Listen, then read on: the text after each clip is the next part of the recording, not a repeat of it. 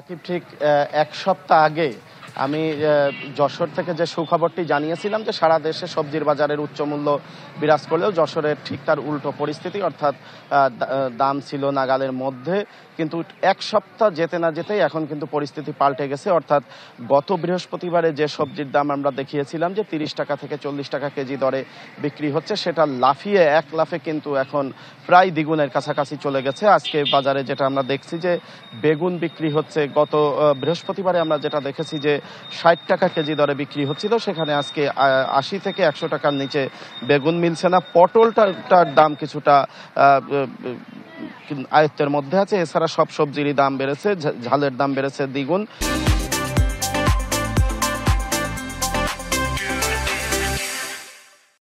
এবং এই অন্যান্য সবজিরও একই অবস্থা, তবে পেঁয়াজ, রসুন এবং আলুর দাম কিন্তু অপরিবর্তিত রয়েছে। অর্থাৎ আলু 55 টাকা কেজি দরে বিক্রি হচ্ছে, পেঁয়াজ বিক্রি হচ্ছে 120 টাকা কেজি দরে এবং রসুন 200 টাকা কেজি দরে বিক্রি হচ্ছে। এবং এই যে ঝালের যে দাম বৃদ্ধি, অন্যান্য সবজির যে দাম বৃদ্ধি, এর কারণ হিসাবে কিন্তু আন্দোলন বা অন্য কোনো কারণ পরিবেশ না, কিন্তু পরিস্থিতির জন্য দায়ী করছেন না ব্যবসায়ীরা। তারা বলছেন যে যশোর যেহেতু এখানে সবজি হাব, অর্থাৎ 17,000-এরও বেশি হেক্টর জমিতে যশোর জেলায় সবজি আবাদ হয়ে থাকে এবং এই সবজি রপ্তানি হয়ে থাকে, কিন্তু গত কয়েকদিনের টানা বর্ষণে সেই সবজি কিন্তু পানির নিচে তলিয়ে গেছে। এখন সেই কারণেই বাজারে সংকট রয়েছে সরবরাহে, এই কারণেই দাম বাড়ছে। যদিও বৃষ্টি কমে যাওয়ার পরে কৃষকরা আবারও ফসলের মাঠ তৈরির প্রস্তুতি নিচ্ছেন।